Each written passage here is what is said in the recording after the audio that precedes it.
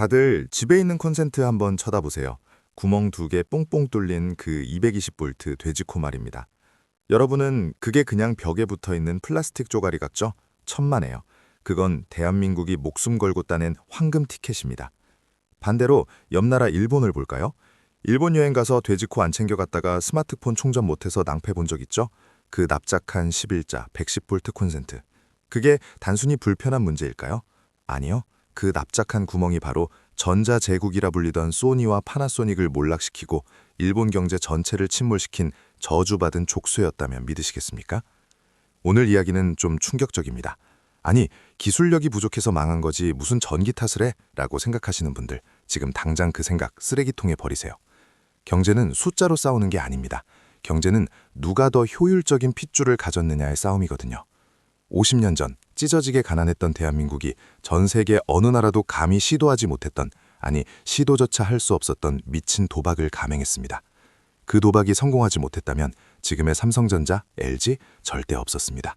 우리는 평생 일본산 코끼리박솥이나 사다 쓰며 스고이를 외치고 있었을지도 모릅니다. 도대체 그 돼지코 구멍 하나가 뭐라고 100조 원의 가치가 있다는 걸까요? 그리고 왜 일본은 그 돈을 주고도 이 족쇄를 풀지 못해 안달이나 있을까요?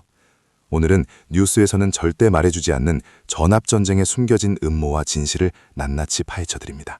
채널 고정하세요. 지금부터 당신의 상식을 완전히 뒤집어드리겠습니다. 여러분, 혹시 경로의존성이라는 말 들어보셨습니까? 어려운 말 같죠? 쉽게 설명해드릴게요. 여러분이 처음에 낡아빠진 비포장도로로 차를 몰기 시작했다고 칩시다. 나중에 돈을 벌어서 페라리를 샀어요. 근데 도로가 여전히 비포장 흙길입니다. 페라리가 달릴 수 있습니까? 못 달리죠. 기어가다가 진흙탕에 빠집니다. 일본이 딱 이 짝입니다. 일본은 아시아에서 가장 먼저 전기를 깔았습니다. 와, 우리 문명국이야 하고 좋아했겠죠. 근데 그게 비극의 시작이었습니다. 그때 깐 전기가 바로 효율 꽝인 110V였거든요. 반면에 우리나라는 어땠을까요? 6.25 전쟁 끝나고 진짜 아무것도 없었잖아요. 국토가 리셋됐습니다. 잃을 게 없었어요. 그래서 박정희 정권 시절 국가의 명운을 건 결단을 내립니다. 야, 이대로 가면 우리 평생 이류다. 싹 다 갈아엎어. 바로 전설의 220V 승합 사업입니다. 이게 말이 쉽지 당시 돈으로 수조 원이 들어가는 미친 짓이었습니다. 멀쩡히 쓰던 전봇대, 변압기, 가정집 두꺼비집까지 전 국민의 혈관을 교체하는 대수술이었다고요. 실패하면 나라가 망하는 거였습니다. 그런데 말입니다. 이 미친 도박이 왜 삼성에게 날개를 달아줬을까요? 아주 간단합니다. 110V가 빨대로 물을 마시는 거라면 220V는 소방 호스로 물을 뿜는 겁니다. 힘이 달라요. 전압이 높으면 전기를 멀리 그리고 강하게 보낼 수 있습니다. 이 차이가 가전제품의 성능을 결정짓는 핵심 열쇠가 된 겁니다. 세탁기, 에어컨, 냉장고, 덩치 크고 힘 좋은 녀석들을 만들려면 강력한 전기가 필수입니다. 한국 기업들은 220V라는 빵빵한 고속도로 위에서 마음껏 엑셀을 밟았습니다. 전기 많이 먹어? 괜찮아. 우리 220V야. 하면서 고성능, 고효율 제품을 펑펑 찍어냈죠. 그런데 소니는요? 파나소닉은요? 110V라는 좁디 좁은 골목길에 갇혀서 옴짝달싹 못했습니다. 아, 전기 많이 먹으면 안 되는데, 효율 떨어지는데 하면서 쭈그려 앉아 계산기만 두드리고 있었던 겁니다. 결국 어떻게 됐습니까?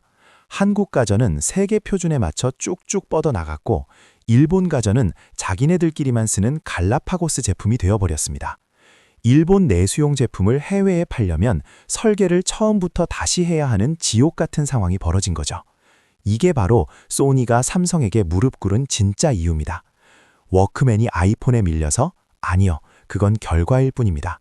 진짜 원인은 그들이 밟고 서 있던 땅, 바로 전기 그 자체에 있었습니다. 자, 여기서 궁금증이 생기실 겁니다. 그럼 일본도 바꾸면 되잖아. 일본 돈 많잖아. 맞아요. 일본 돈 많죠. 그런데 왜 못 바꿀까요? 지금 바꾸려면 100조 원? 아니요. 그 이상의 천문학적인 돈이 듭니다. 이미 너무 많이 깔아놔서 모든 가정을 방문해서 공사하려면 일본 경제가 마비될 지경이거든요. 일본은 자신들이 가장 먼저 잃었다고 자랑했던 그 인프라 때문에 스스로의 발목을 자르는 꼴이 되었습니다. 이것이 바로 선발주자의 저주입니다. 자, 그럼 시계 태엽을 좀 감아보겠습니다. 도대체 일본은 왜 그 답답해 터진 110V를 골랐을까요? 그들이 바보라서? 아닙니다. 사실 그땐 그게 전설 등급 최첨단 신상 아이템이었거든요. 범인은 바로 여러분이 위인전에서 봤던 발명왕 에디슨입니다. 에디슨이 전구를 처음 만들었을 때 표준으로 삼았던 전압이 100볼트에서 110볼트 사이였습니다. 당시 일본은 서양 문물을 스펀지처럼 빨아들이던 시절이었죠. 오, 미국 형님들이 110볼트를 쓴다고? 야, 우리도 무조건 저거다! 하면서 묻지도 따지지도 않고 도쿄 전체에 110볼트 전봇대를 꽂아버린 겁니다. 이게 바로 얼리 어답터의 비극입니다. 남들보다 너무 빨리 시작해서 구식 기술이 표준이 되어버린 케이스죠. 게임으로 치면 오픈 베타 때 제일 먼저 접속해서 캐릭터를 키웠는데 정작 본 게임 업데이트 되니까 구형 서버에 갇혀버린 꼴입니다. 반면 한국은 어땠을까요? 우리는 광복 이후까지 전기가 들어오지 않는 곳이 수두룩했습니다. 밤이면 호롱불 켜고 살았죠. 슬픈 역사지만 경제적으로는 이것이 신의 한 수가 됩니다. 백지장 상태였으니까요. 이미 깔아놓은 게 없으니 부술 것도 없었죠. 1970년대 정부는 계산기를 두드려 봅니다. 야, 앞으로 공장 돌리고 나라 키우려면 전기가 엄청나게 필요할 텐데 110볼트 저거 힘이 너무 딸리는데. 여기서 잠깐 110볼트와 220볼트의 차이를 아주 쉽게 배달앱으로 설명해 드릴게요. 전기를 발전소에서 집까지 보내는 건 배달입니다. 그런데 110볼트라는 배달원은 힘이 약해서 오는 도중에 음실을 자꾸 흘려요. 이걸 전문용어로 전력 손실이라고 합니다. 발전소에서 100을 보냈는데 집에 오니 60밖에 안 남는 겁니다. 나머지 40은 어디 갔냐? 전선이 뜨거워지면서 열로 다 날아간 거죠. 한마디로 배달비로 다 뜯기는 겁니다. 그런데 220볼트라는 배달원은 힘이 장사입니다. 100을 보내면 95를 가져와요. 배달비가 거의 안 듭니다. 국가 전체로 보면 이 배달비 차이가 1년에 수조 원입니다. 일본은 매년 그 엄청난 돈을 허공에 태우고 있었던 거죠. 그래서 대한민국은 결단을 내립니다. 우리는 220볼트로 간다. 하지만 이게 말처럼 쉬운 게 아닙니다. 이미 110볼트를 쓰고 있던 가정집은 어떡합니까? 냉장고, TV 다 터져나갈 텐데요. 그래서 시작된 게 바로 단군 이래 최대의 노가다 프로젝트 220볼트 승합 사업입니다. 1973년부터 2005년까지 무려 32년이 걸렸습니다. 한전 직원들이 전국의 모든 집을 일일이 방문해서 전구 갈아주고 두꺼비집 고쳐주고 110볼트 가전제품 쓰는 집에는 도란스라고 불리는 무거운 변압기를 공짜로 나눠줬습니다. 여러분 어릴 때 집에 윙 소리 나는 무거운 네모난 기계 있었죠? 그게 그 흔적입니다. 이 공사에 들어갈 돈과 인력을 생각하면 당시 국력으로는 불가능에 가까웠습니다. 실제로 반대도 엄청났죠. 멀쩡한 전기 왜 건드리냐? 가전제품 다 망가뜨릴 셈이냐? 하지만 정부는 밀어붙였습니다. 왜? 이걸 안 하면 미래가 없다는 걸 알았거든요. 만약 그때 귀찮은데 그냥 일본 따라가자 했다면 지금 삼성전자 반도체 공장 전력 감당 못해서 셧다운 됐을 겁니다. 여러분이 쓰는 고사양 게이밍 PC 전기세 폭탄 맞아서 못 킵니다. 일본도 바보는 아니었습니다. 나중에 깨달았죠. 110볼트 이거 똥만 캐네. 하지만 이미 늦었습니다. 집집마다 벽 뜯어내고 배선 다시 깔려면 나라 기둥뿌리를 뽑아야 했으니까요. 결국 일본은 울며 겨자 먹기로 효율 낮은 전기를 계속 쓸 수밖에 없었고 기업들에게 이런 지시를 내립니다. 야, 전기가 약하니까 니네가 알아서 전기를 적게 먹는 제품을 만들어봐. 자, 여기서 비극이 시작됩니다. 한국 엔지니어들이 와, 전기 빵빵하다, 성능 더 올려 하면서 신나게 고성능 모터를 달 때 일본 엔지니어들은 제기랄, 전압이 낮아서 모터가 안 돌아가, 기능을 빼고 전력을 아끼자 라며 마른 수건을 짜내고 있었던 겁니다. 이 차이가 1년, 5년, 10년 쌓이니 어떻게 됐을까요? 기술의 방향 자체가 완전히 갈라져 버린 겁니다. 다음 단계에서 이 전기 족쇄가 어떻게 소니 제국을 무너뜨리고 삼성과 LG를 세계 1위로 만들었는지 그 결정적인 한 방을 공개합니다. 기대하셔도 좋습니다. 자, 이제부터 진짜 소름 돋는 이야기를 해보겠습니다. 전압 좀 낮은 게 뭐 그리 대수냐? 그냥 변압기 쓰면 되잖아? 라고 생각하시나요? 천만에요. 제조업의 세계에서 표준이 다르다는 건 축구 경기를 하는데 우리 팀만 모래주머니를 차고 뛰는 것과 같습니다. 일본 기업들이 겪었던 그 끔찍한 모래주머니의 정체, 바로 이중 설계의 늪입니다. 생각해보세요. 삼성전자가 최신형 세탁기를 만들었다고 칩시다. 한국은 220볼트죠? 이걸 그대로 컨테이너에 실어서 유럽으로 보냅니다. 유럽도 220볼트거든요. 중국 220볼트입니다. 동남아 대부분 220볼트입니다. 심지어 아프리카도 220볼트를 씁니다. 삼성은 그냥 공장에서 기계 딱 하나만 설계해서 전 세계에 뿌리면 됩니다. 이걸 경제학 용어로 규모의 경제라고 하죠. 많이 찍어낼수록 가격은 싸지고 마진은 남습니다. 그런데 소니와 파나소닉을 볼까요? 일본 내수 시장은 1억 명이 넘는 거대한 꿀단지였습니다. 기업 입장에서는 절대 포기 못하죠. 그래서 일본 가정에 맞는 110V 제품을 기가 막히게 잘 만듭니다. 아기자기하고 섬세하고 전기도 적게 먹게 설계를 하죠. 자, 이제 이걸 해외에 팔아볼까요? 어라? 미국 빼고는 죄다 220V네? 그럼 어떻게 해야 합니까? 110V용 부품을 싹 다 뜯어내고 220V용으로 다시 설계해야 합니다. 이게 단순히 코드 모양만 바꾸는 게 아닙니다. 모터도 바꿔야 하고 콘덴서도 바꿔야 하고 과열 방지 시스템도 다시 짜야 합니다. 라인이 2개가 돌아가야 한다는 소리예요. 일본 내수용 라인 하나, 수출용 라인 하나. 비용은 2배로 들고 속도는 절반으로 떨어집니다.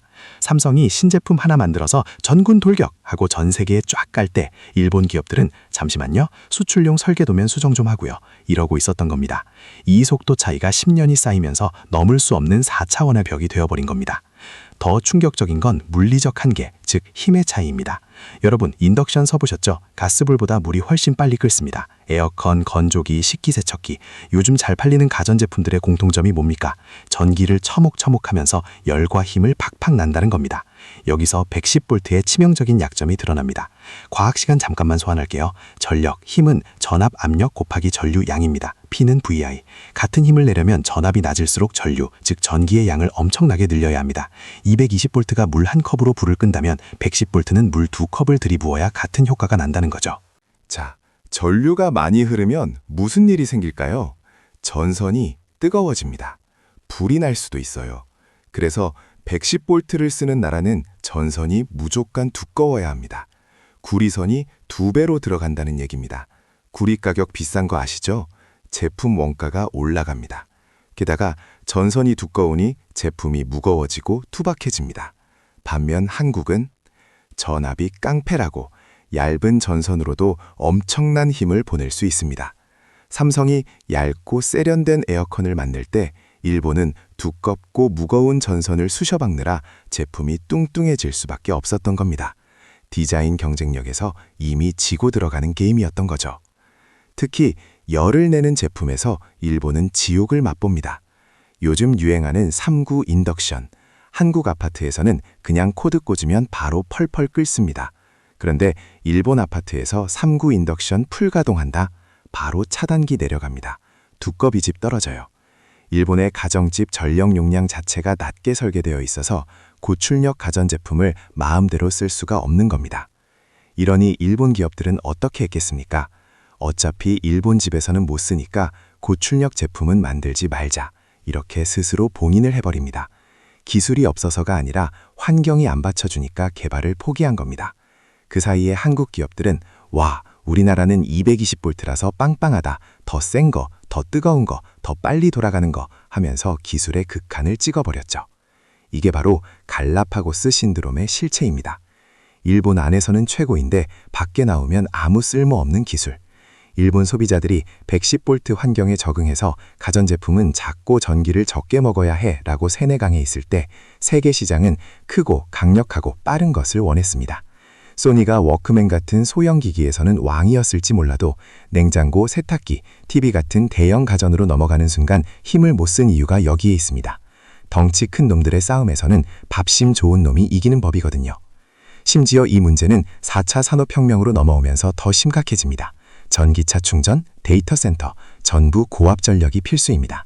한국은 이미 220V가 깔려 있어서 전기차 충전기 설치가 비교적 쉽습니다. 웬만한 아파트 주차장에는 다 있죠.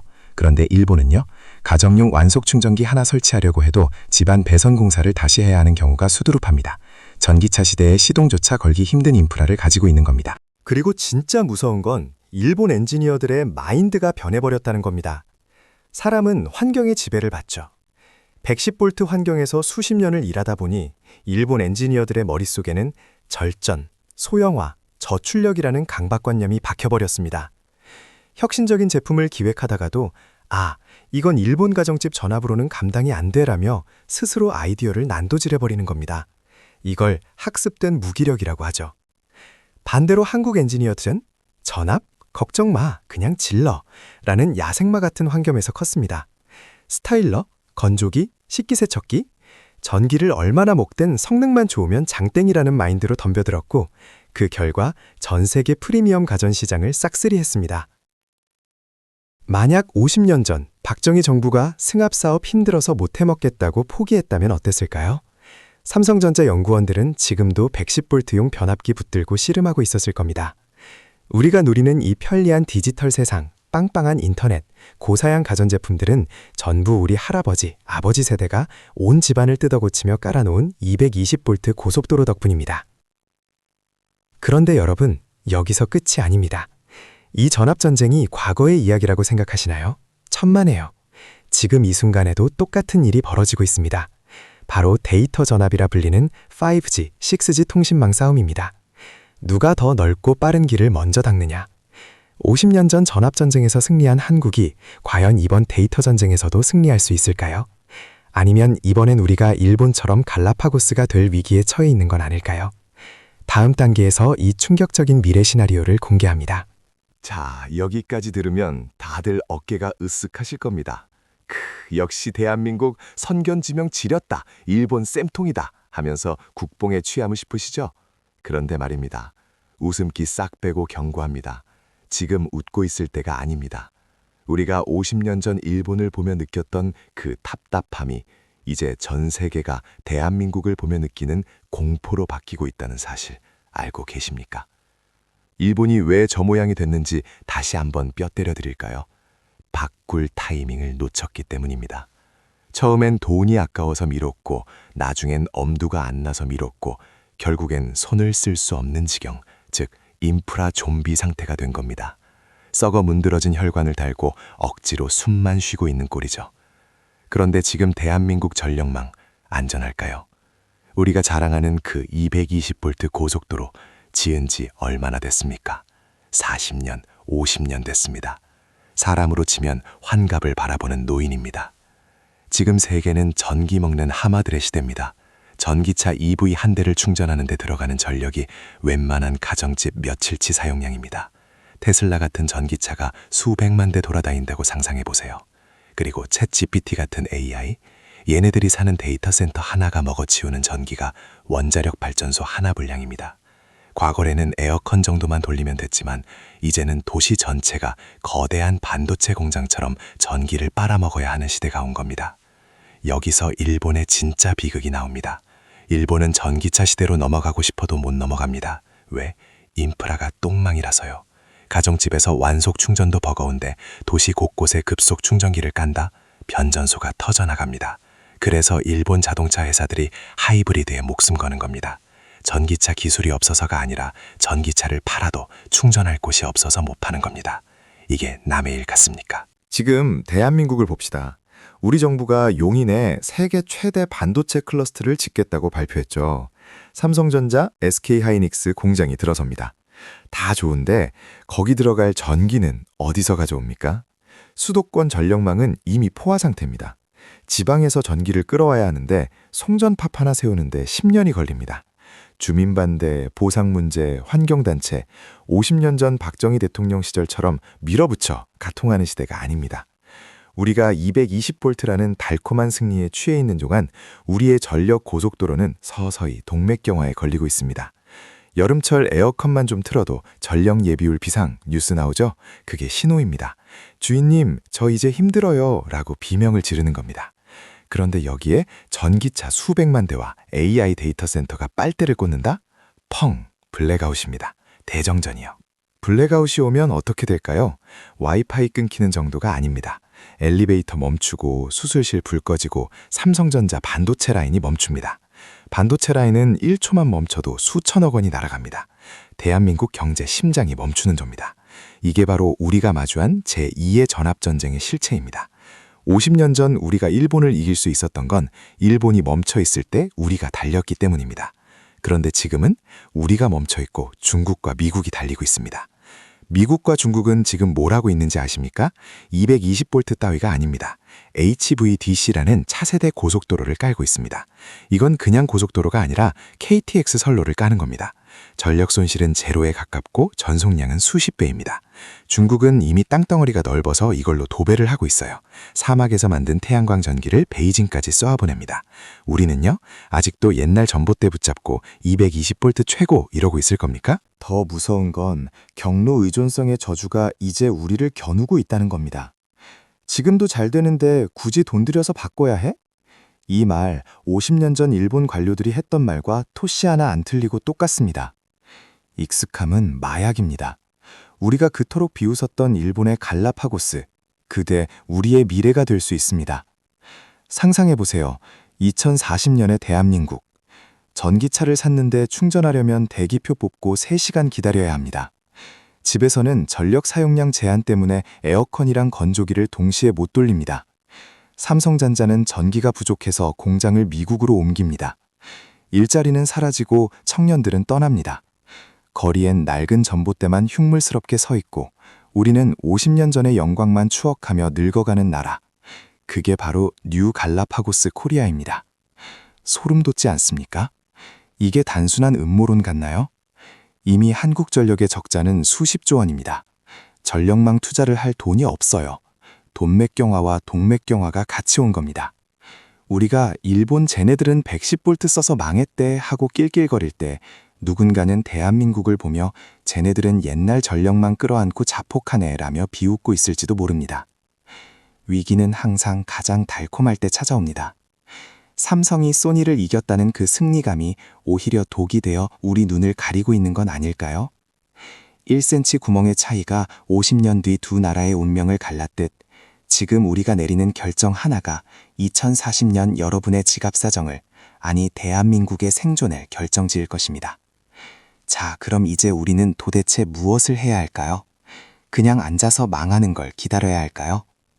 마지막 5단계에서 이 끔찍한 시나리오를 뒤집을 수 있는 유일한 탈출구를 제시합니다. 자, 이제 결론을 내리겠습니다. 그래서 우리 보고 어쩌라는 거냐, 이민이라도 가라는 거냐? 아닙니다. 위기는 곧 기회입니다.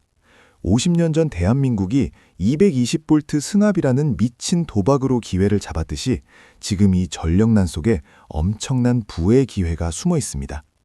남들이 다 와, AI 대박이다, 전기차 쩐다 하면서 엔비디아나 테슬라 쳐다볼 때 진짜 고수들은 묵묵히 이곳을 보고 있습니다. 기억하세요. 서부 개척 시대에 금을 캐러 간 사람보다 돈을 더 많이 번 사람은 그들에게 청바지와 곡괭이를 판 사람이었습니다. 지금 AI와 전기차가 금이라면 곡괭이는 무엇일까요? 바로 그 전기를 실어 나르는 전력 인프라입니다. 생각해보세요. AI 데이터 센터를 짓고 싶어도 변압기가 없어서 3년을 기다려야 한답니다. 전선이 없어서 공장을 못 돌린답니다. 이게 지금 전 세계적인 현실입니다. 50년 전 우리가 깔았던 그 220V 전선들, 이제 수명이 다했습니다. 미국은 더 심각해요. 100년 된 나무 전봇대가 아직도 서 있습니다. 즉, 전 세계가 낡은 핏줄을 싹 다 갈아엎어야 하는 슈퍼사이클이 왔다는 겁니다. 여러분은 이제 뉴스에서 반도체라는 단어가 나올 때마다 반사적으로 전선, 변압기, 구리, 차세대 원전 SMR을 떠올려야 합니다. 반도체 공장 짓는다는 뉴스는 호재가 아닙니다. 거기에 들어갈 전기는 누가 공급하는데? 라는 질문을 던지는 사람만이 돈을 법니다. 소니가 무너진 건 제품을 못 만들어서가 아니라 그 제품을 돌릴 환경을 무시했기 때문입니다. 반대로 여러분은 화려한 제품 뒤에 숨겨진 혈관에 투자해야 합니다. 일본을 타산지석 삼으세요. 그들은 과거의 영광에 취해 변화를 거부하다가 갈라파고스가 되었습니다. 우리도 한국은 IT 강국이야 라는 자만심에 빠져 있으면 순식간에 훅 갑니다.